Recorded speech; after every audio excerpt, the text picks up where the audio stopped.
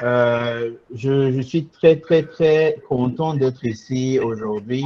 Ça aurait été, ça aurait été bien de pouvoir le faire en personne, mais vu Covid, c'est hors de notre contrôle. Donc, je suis quand même content d'être là aujourd'hui et surtout d'être là juste avant mon collègue et ami Thomas. Alors, mon parcours en tech est un peu atypique parce que ça a commencé très tôt, dès que j'étais enfant. J'ai un grand frère qui était dans la tech alors que j'étais au primaire carrément. Et il avait déjà à cette époque un ordinateur à la maison. Bien sûr, on ne pouvait pas y toucher, mais déjà, en voyant mon grand frère étant euh, un admirateur de la chose tech, ça m'a inspiré. Et aussi du côté de mon père, il n'est pas dans la tech comme on le conçoit aujourd'hui, mais il était un ingénieur en géochimie. Et du coup, la science était quelque chose qui le passionnait lui-même. Donc, j'ai été imprégné de ça très tôt.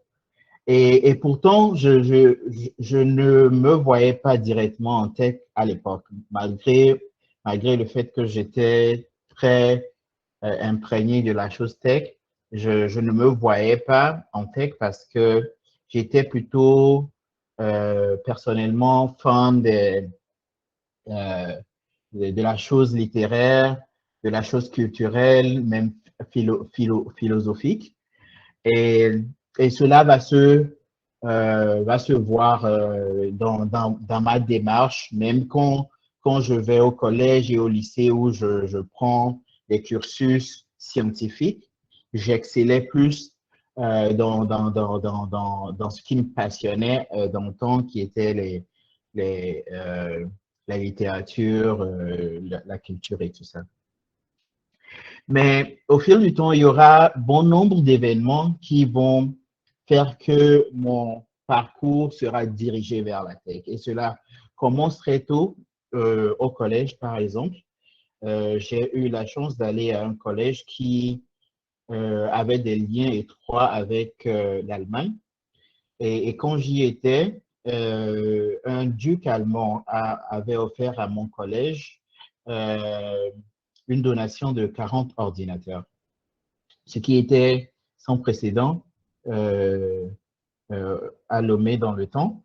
Et mon collège a été l'un des tout premiers à avoir, comment dit-on, une salle informatique.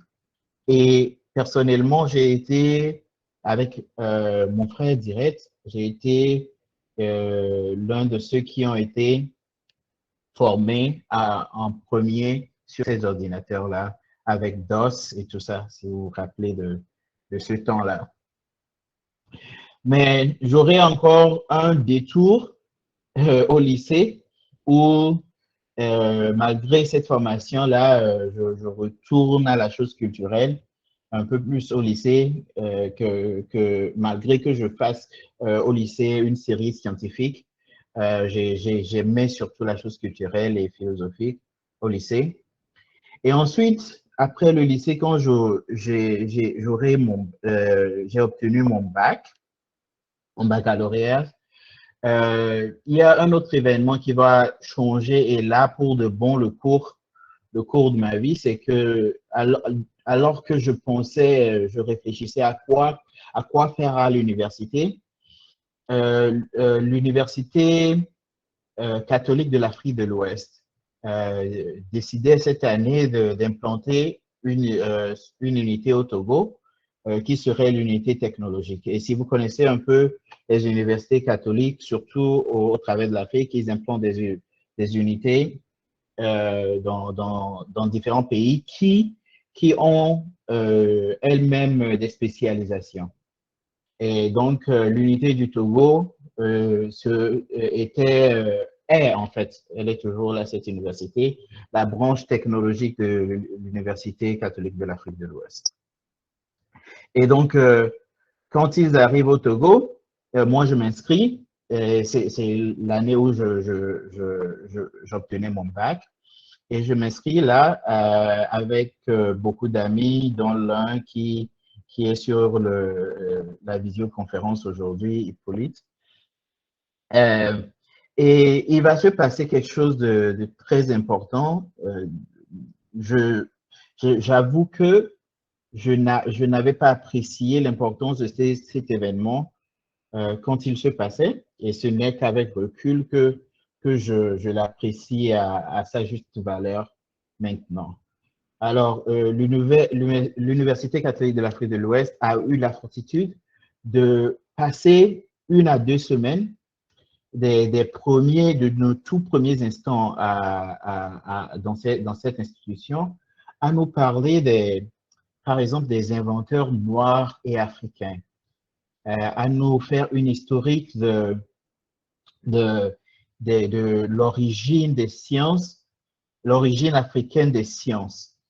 Nous avons eu le privilège de recevoir des gens émérites comme le professeur Adiamagbo qui est mathématicien qui enseigne à la Sorbonne les mathématiques. Et il est venu faire une présentation sur l'origine africaine des mathématiques.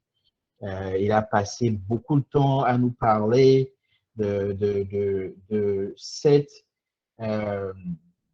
comment dit-on, longue histoire et même un héritage que nous avons en Afrique qui est celle des sciences et surtout des mathématiques. Et cela a ouvert mes yeux, en plus d'avoir vu des Noirs et des Africains avoir contribué à la chose tech et au domaine scientifique en général. Cela a encore poussé mon intérêt à me lancer dans cette carrière-là ou dans ce secteur-là. Du coup, je me suis inscrit en réseau quand je suis arrivé aux États-Unis vers les années 2009, en réseau et sécurité informatique. Et, et là,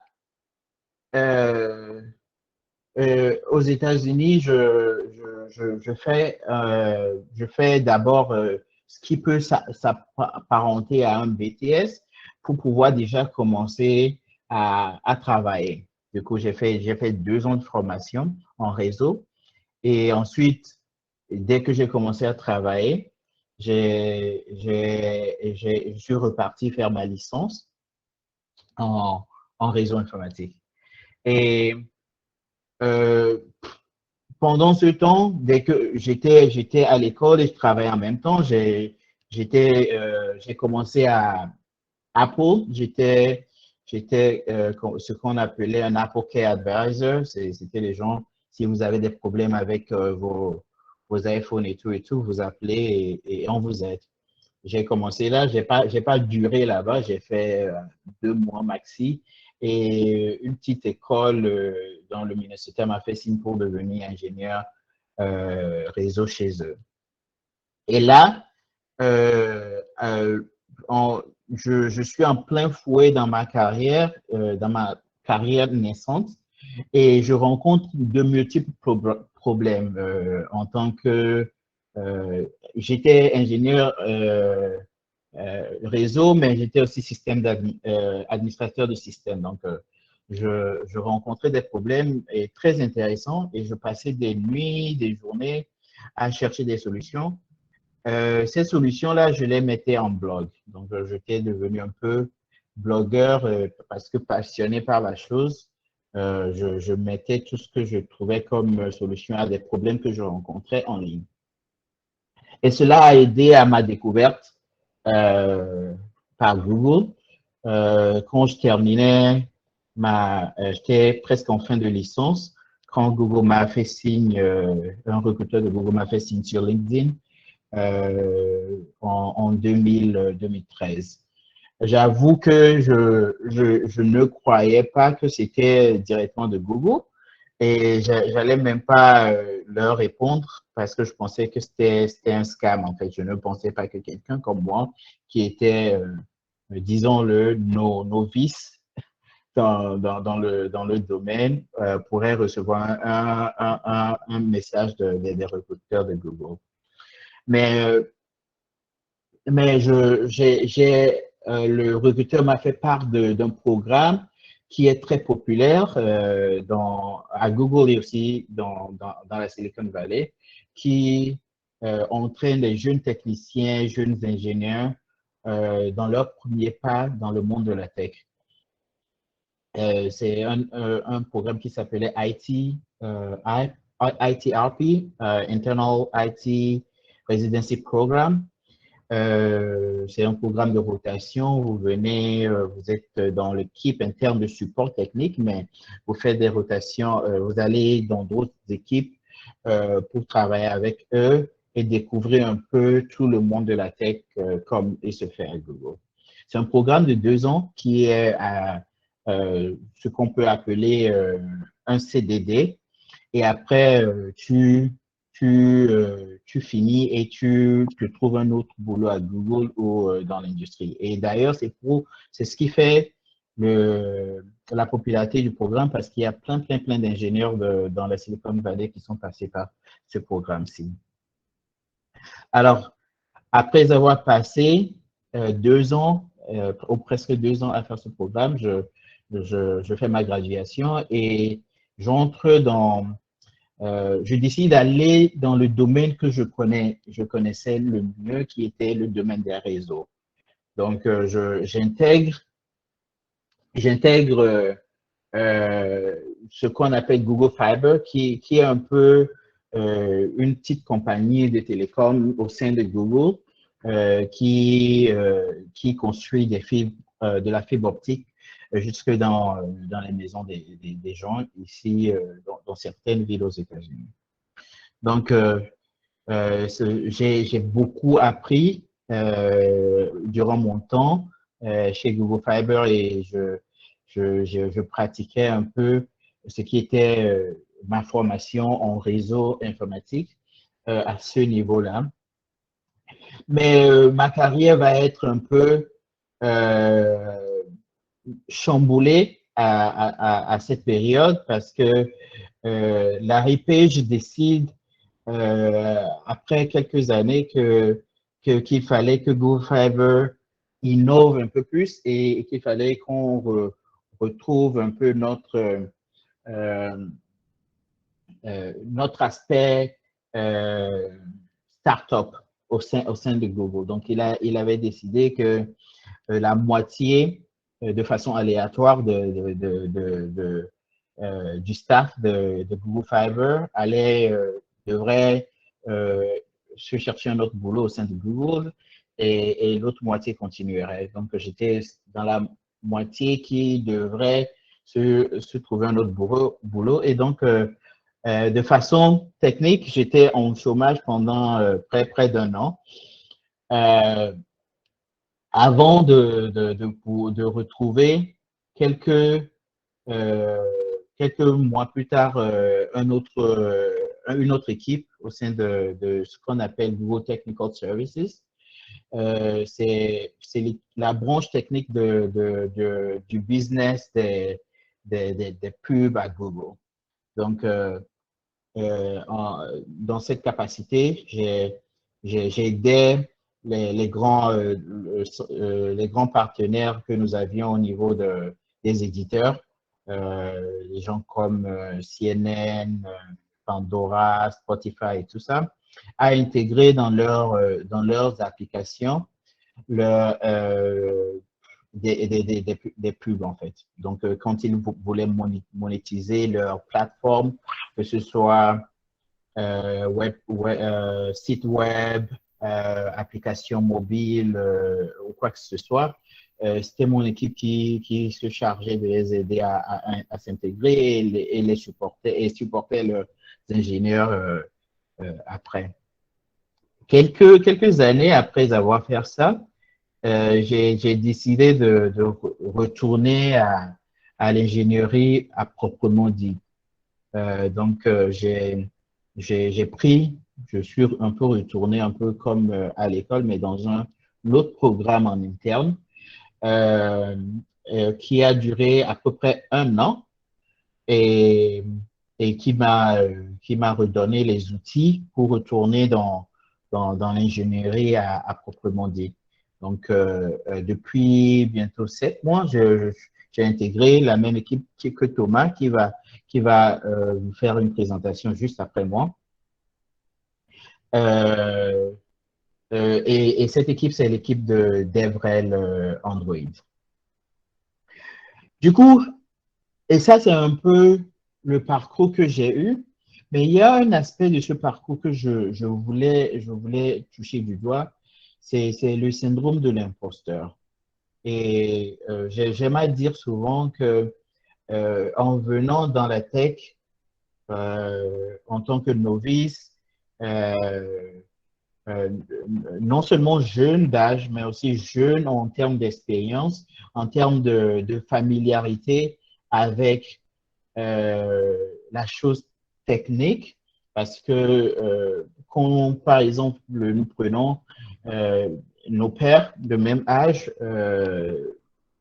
en Occident, par exemple, contrasté à l'Afrique, ils ont plus d'affinité avec la chose informatique. Ils ont plus juste par le biais d'avoir la disponibilité de ces outils-là euh, euh, avec soi. Et donc, et en plus de ça, vous intégrez une compagnie comme Google, vous avez à travailler avec des gens surdoués comme Thomas et tout ça. Et ça vous donne l'impression de ne pas être à votre place. Et cela, tout le monde que moi j'ai rencontré durant ma carrière dans la tech en général et ici même à Google, me l'ont rapporté. Et tout le monde, chacun à son niveau, quel que soit votre niveau d'avancée dans la tech, tout le monde ressent ça.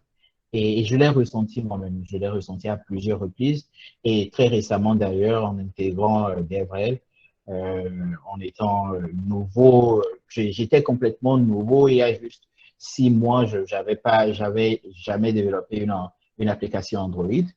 Donc, je me suis du coup encore senti comme euh, ne, ne, ne méritant pas d'être là. Mais au-delà du syndrome de l'imposteur, quand vous l'aurez euh, dompté un temps, soit peu ou un tout petit peu, vous trouverez que vous êtes à votre place, que vous avez mérité d'être là où vous êtes, que ce soit en Afrique, que ce soit n'importe où dans le monde, où vous vous trouvez dans n'importe quel domaine où vous vous trouvez, ou que vous avez cette expérience du syndrome de l'imposteur.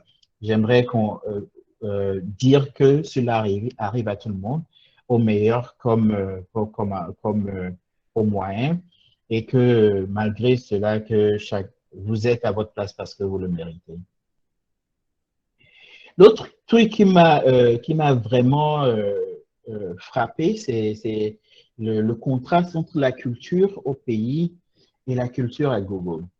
Et je suis sûr qu'au Cameroun, c'est la même chose. Au pays, on nous apprend souvent à être humble, à être dans comment dit-on, dans la sobriété, dans ne pas s'afficher et laisser aux autres le soin d'apprécier ce que vous faites.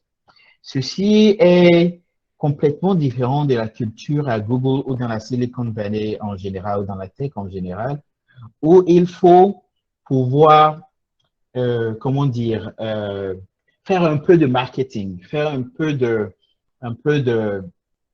se démontrer un peu, se prouver aux autres ce que vous valez. Et cela se transmet en réalité par comment même on fait comment dit-on, on apprécie votre travail à Google, par exemple. Chez nous, nous faisons ce qui s'appelle PERF, qui est l'évaluation de performance, où 2 fois par an, vous écrivez ce que vous avez fait durant le cycle. Et vos collègues vous donnent des retours là-dessus et vous avez une note sur comment vous avez travaillé. Et moi, au début, j'ai vraiment souffert avec. Hein. J'ai vraiment souffert avec parce que je n'avais pas cette attitude de pouvoir parler de ce que je fais. Et j'ai toujours pensé que mon travail se reflèterait comme ça de lui-même. Et cela, c'est faux dans la culture à Google ou dans la Silicon Valley en général. Si vous ne représentez pas de façon comment dit-on, euh, euh, vraiment réel ce que vous avez fait, eh bien, personne ne le fera à votre place.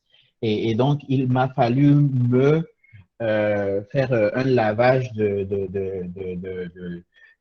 cerveau en quelque sorte pour pouvoir, et même là, même actuellement, après euh, près de 8 ans à Google maintenant, je continue ça continue d'être quelque chose que qui ne me vient pas naturellement.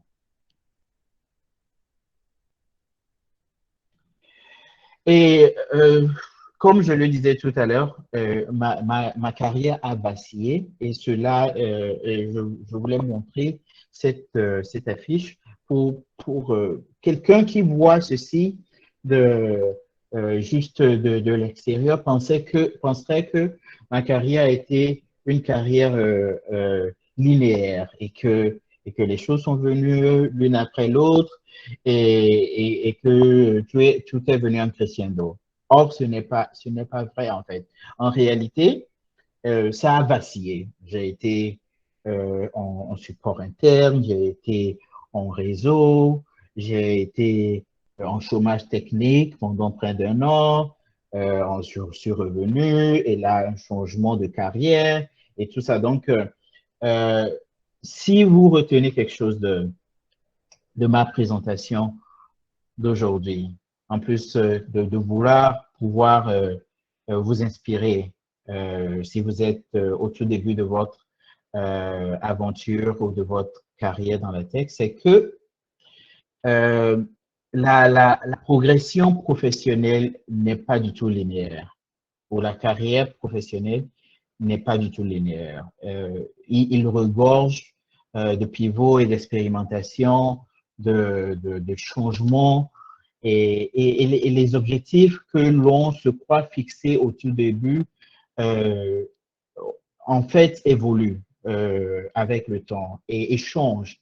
Et c'est ce qui fait la beauté un peu du secteur dans lequel on est. C'est que vous pouvez aujourd'hui décider d'être développeur Android et demain dire non, non, je veux plus l'être, je veux être en sécurité informatique, je veux faire de l'AI, de l'intelligence artificielle ou quoi que vous voulez. Et si vous y mettez le temps et si vous y mettez le travail, vous y arriverez.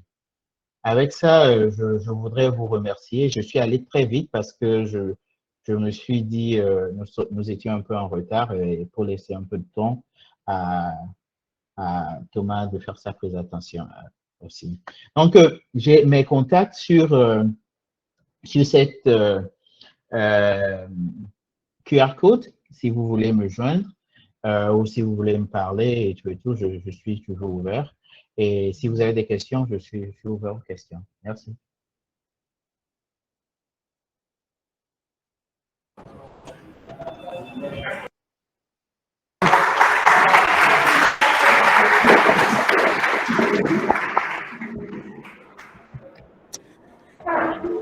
Merci, Chris. Je vois une personne qui a la main levée, Patrice Stark. Si tu as une question, on peut avoir 5 minutes pour des questions. À la fois ici et à ça en ligne. Patrick, tu peux ouvrir ton micro et poser ta question. Ok, merci Monsieur Cyprien de m'avoir passé la parole. Alors, j'ai une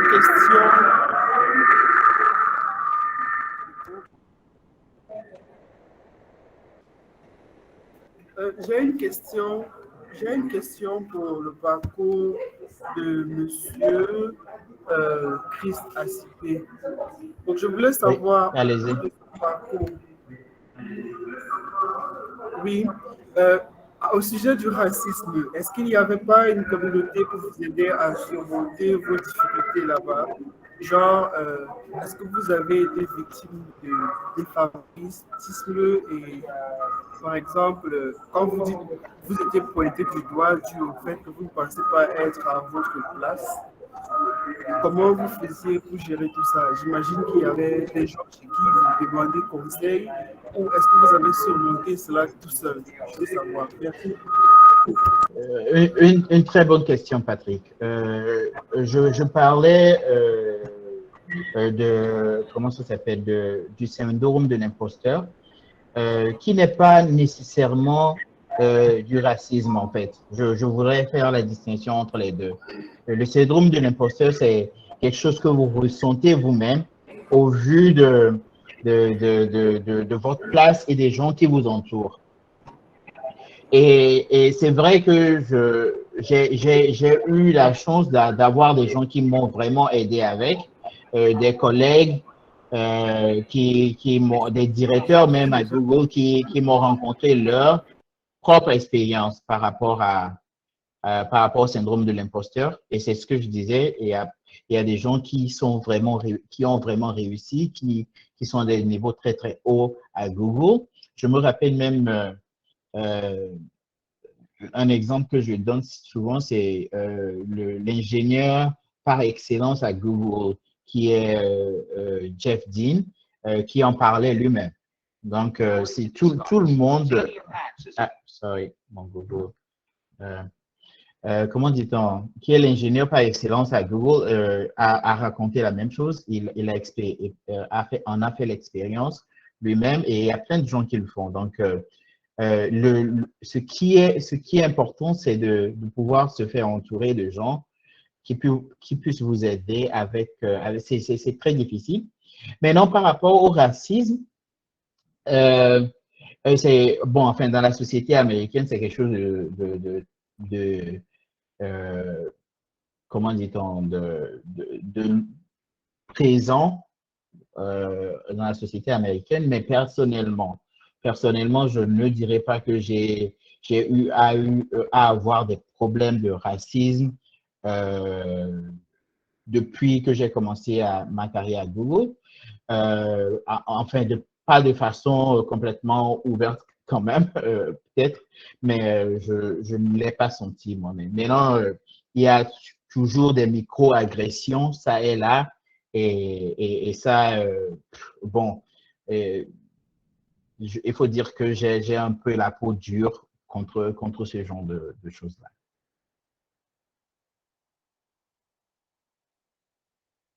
D'accord, merci beaucoup pour la réponse. Merci.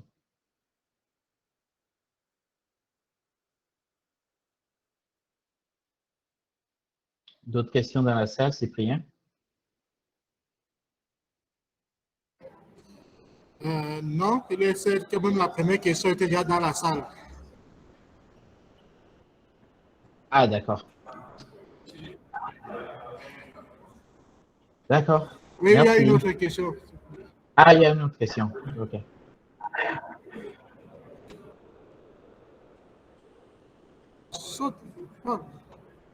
Donc, monsieur, je voulais savoir si vous n'avez pas été découragé plusieurs fois par peut-être vos amis, vos connaissances, lorsque vous parliez de vos rêves à vos amis. Là, je voulais savoir comment vous avez fait pour réagir. Si des fois votre état d'esprit n'a pas été, votre morale n'a pas été complètement baissé quand vous étiez en chômage et face aux difficultés que vous avez reçues, comment vous avez réagi? Une autre très belle première question. J'ai été à plusieurs fois, maintes fois, découragé. Je parlais de l'influence familiale que j'avais au pays. Eh bien, j'ai eu l'expérience opposée quand j'étais arrivé aux États-Unis. J'étais dans un cercle où la chose tech n'était pas vraiment bien vue. Par exemple, quand je suis arrivé aux États-Unis, que je disais que j'allais m'inscrire en tech, ce n'était pas bien vu. Les gens me disaient qu'il fallait que je fasse quelque chose très vite pour commencer par me faire de l'argent. Par exemple, on me parlait de l'infirmerie et tout ça. Et donc, cela a été un peu un parcours du combattant à essayer de changer, enfin de leur montrer que c'est ce que je voulais vraiment faire.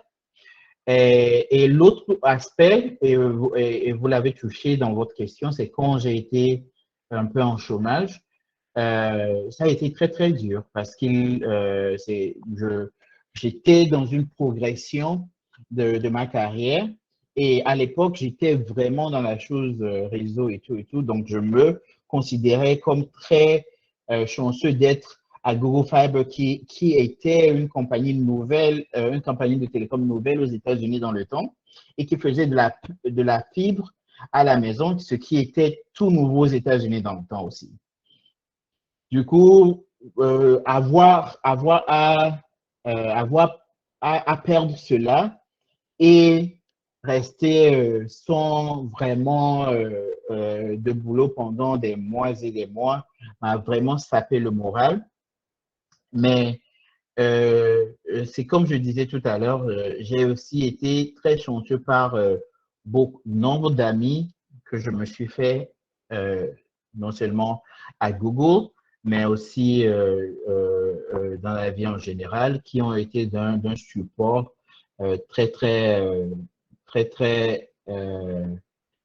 qui était vraiment dont j'avais besoin dans le temps. J'avais par exemple ce directeur à Google Fiber qui me rencontrait une fois par semaine pour me préparer pour les interviews et tout ça. Et ça, ça m'a beaucoup aidé. Donc, il y a eu beaucoup de hauts, mais aussi beaucoup de bas. Mais je dois dire que mon entourage a été d'un support vraiment très, très bien. Il y a par exemple des gens comme mon ami qui est sur, qui est sur la visioconférence, qui a beaucoup aidé, avec qui je partage et qui me donne des idées et tout. Donc, s'entourer de gens qui peuvent vous soutenir aussi est très, très important.